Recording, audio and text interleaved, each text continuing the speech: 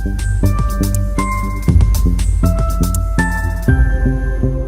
Friends, welcome to investment academy. आज हम बात करने वाले हैं एफएमसीजी सेक्टर की, जिसके बारे में बहुत ज्यादा बात होती नहीं है। आपको पता है एफएमसीजी सेक्टर जो है, अगर उसके इंडेक्सेस को देखें तो वो ऑल टाइम हाईज पे है। बट कोई बात नहीं कर रहा है, निफ्टी बैंक की, निफ्टी पीएसयू बैंक की सब बात कर रहे हैं। तो इसके बारे में डिस्कस करेंगे, 5 रीजंस देखेंगे कि क्यों ये हाई पे है, मतलब ऑल टाइम हाई पे है, राइट। और कुछ रीजंस ये भी देखेंगे कि ये इसके बारे में बात क्यों नहीं हो रही है। ठीक है, तो दोनों चीजें समझेंगे इस वीडियो में। स्टार्ट करने से पहले आपको बता रहा हूं कि परिमल का session is planned on in Mumbai very soon. ठीक है, तो वो 24 दिसंबर को मॉर्निंग फर्स्ट हाफ में सेशन इज प्लान्ड इन अंधेरी मुंबई। ठीक है, तो डिटेल्स मैं नीचे है कमेंट्स, अपने कमेंट सेक्शन फर्स्ट में भी डाल देता हूँ और डिस्क्रिप्शन में भी डाल देता हूँ, तो आप वहां पर जाके डिटेल्स देख सकते हैं और सेशन को बुक कर सकते हैं। बहुत ही लिमिटेड सीट्स हैं। ठीक है, और ऑलरेडी जो है ऑलमोस्ट 20-25% बुक भी हो चुकी हैं। विद कल ही हमने फर्स्ट टाइम अनाउंस किया था। तो प्लीज, अगर अभी तक नहीं बुक किया तो प्लीज वो जरूर बुक कीजिए, अगर आप मुंबई के अराउंड हैं तो। Will be very very fun and lot of knowledge will get. तो पहले समझते हैं कि बेसिकली कहाँ पर पहुंचा है इंडेक्स, राइट। तो यहाँ पर what I have done is कि दोनों बीएससी का जो फास्ट एफएमसीजी इंडेक्स है और निफ्टी का जो एफएमसीजी इंडेक्स है वो देखोगे तो they are at all time high पे हैं। ठीक है, और लास्ट 1 ईयर रिटर्न्स जो है वो ऑलमोस्ट 20% इंडेक्स, दोनों इंडेक्स ने 1 ईयर में रिटर्न दिए हैं। तो ठीक ठाक रिटर्न दिए, मतलब बहुत एक्स्ट्रॉर्डनरी नहीं है, बट ठीक ठाक रिटर्न दिए हैं। तो पहला रीजन कि ये, क्योंकि इसके बारे में ज्यादा बात नहीं हो रही है, क्योंकि रिटर्न्स जो हैं वो बहुत ज्यादा नहीं है लास्ट 1 ईयर में। ठीक है, और अगर 5 ईयर्स में भी देखोगे तो 59% ही इंडेक्स ने रिटर्न दिए हैं लास्ट 5 ईयर्स में। So which is not very significant, मतलब बहुत एक्स्ट्रॉर्डनरी रिटर्न्स नहीं है। तो थिंग इज, यही पहला रीजन भी है कि ये अच्छा क्यों कर रहा है या ऑल टाइम हाई पे क्यों है। क्योंकि इंडेक्स ने काफी टाइम तक, अगर आप देखोगे राइट, कि 2018 से लेके ऑलमोस्ट 2020 तक हार्डली कोई रिटर्न दिए हैं, राइट। जो भी रिटर्न दिए हैं वो अभी 2021 और 2022 में रिटर्न आए हैं। लास्ट 1.5-2 साल में ही एफएमसीजी सेक्टर के रिटर्न आए हैं। उससे पहले आप देखोगे तो हार्डली 10-20% रिटर्न है लास्ट, उससे पहले 3 साल के। तो एक तो इंडेक्स ने अच्छा ही नहीं किया है, तो इट है थोड़ा सा टाइम, मतलब वो पेंडिंग था। ठीक है, ग्रोथ, तो वो भी एक रीजन है कि ग्रोथ हो रहा है। ठीक है, और इसके और इसलिए बहुत ज्यादा सिग्निफिकेंट ग्रोथ नहीं हो रहा, तो लोग बात नहीं कर रहे हैं, नहीं कर रहे, राइट। तो बेसिकली लास्ट 1 ईयर में जो रिटर्न आए हैं वो काफी कॉन्सेंट्रेटेड हैं 2-3 स्टॉक्स। एक तो वरुण बेवरेज, जिसने ऑलमोस्ट 120% के रिटर्न दिए हैं, आईटीसी जिसने ऑलमोस्ट 50% के रिटर्न दिए हैं, और फिर ब्रिटानिया एंड एचयूएल जिसने 15+% के रिटर्न दिए हैं। तो ये 3-4 स्टॉक्स ही हैं जिन्होंने एक्चुअली रिटर्न्स अच्छे दिए हैं। उसके अलावा returns have not been great. Tower देखो, टाटा कंज्यूमर देखो, नेस्ले देखो, ठीक है, जीसीपीएल मतलब गोदरेज कंज्यूमर देख लो, मैरिको देख लो, तो उनके कुछ रिटर्न्स खास नहीं है, एक्चुअली नेगेटिव में भी है काफी सारी कंपनीज के। ठीक है, तो ये थोड़ा कॉन्सेंट्रेटेड इंडेक्स की वजह से, कुछ कॉन्सेंट्रेशन 2-3 स्टॉक्स ने अच्छा किया है, जिनकी वेटेज बहुत अच्छी है। आईटीसी की वेटेज बहुत ज्यादा अच्छी है। अगर हम निफ्टी एफएमसीजी के बारे में बात करें, ऑलमोस्ट 30% वेटेज जो है वो आईटीसी की है इन निफ्टी इंडेक्स, राइट। तो ऑब्वियसली वो उसने 50% किया है, तो ओवरऑल इंडेक्स को उसने बढ़ाया है। ठीक है ना, तो इस तरह से ये थोड़ा कॉन्सेंट्रेटेड 2-3 स्टॉक्स की वजह से ही एफएमसीजी ओवरऑल इंडेक्स अच्छा कर रहा है।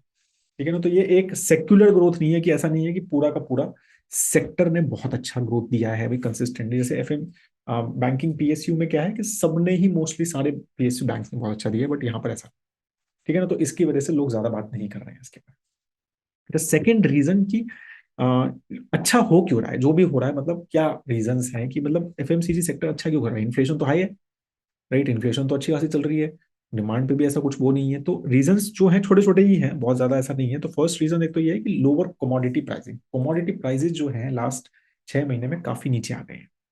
ठीक है, अगर तो इसकी वजह से मतलब काफी सारे जो फैक्टर्स हैं वो 30-40% नीचे हैं। तो उसकी वजह से इनकी रॉ मटेरियल कॉस्ट जो है इंप्रूव हो रही है। ठीक है ना, तो मार्जिन इंप्रूव हो जाएंगे। ठीक है ना, तो लोगों को लग रहा है कि मार्जिन इंप्रूव हो जाएंगे कंपनीज के, तो प्रॉफिट बढ़ जाएगा। ठीक है ना, तो फर्स्ट रीजन ये है। सेकेंड रीजन जो है इसी से रिलेटेड है कि जब कमोडिटी प्राइस बढ़े थे 4-5-6 महीने पहले, तो इन्होंने ये काफी सारी जो अच्छी कंपनीज हैं, एचयूएल हो गई, ब्रिटानिया हो गई, जिनकी मोनोपोली टाइप है, बहुत स्ट्रॉन्ग ब्रांड्स हैं, इन्होंने अपना प्राइसिंग जो है वो बढ़ाए थे, प्राइस बढ़ाए थे या ग्रामेज बढ़ाए थे। ग्रामेज मतलब कि पैकेट्स के साइज छोटे कर दिए थे, प्राइस सेम रखा था, राइट। तो उसकी वजह से अब लोगों को लग रहा है कि जब भाई अब सस्ता हो गया है कमोडिटी प्राइस, तो क्या ये प्राइस कम करेंगे? हाँ, प्राइस थोड़ा कम कर रहे हैं, ठीक है, ऐसा नहीं है कि नहीं कर रहे, बट जितने बढ़ाए थे आई एम श्योर उतने कम नहीं करेंगे। ठीक है, तो यही होता है कि ये बढ़ाते मान लो 20% से हैं और कम करते हैं 5-10%।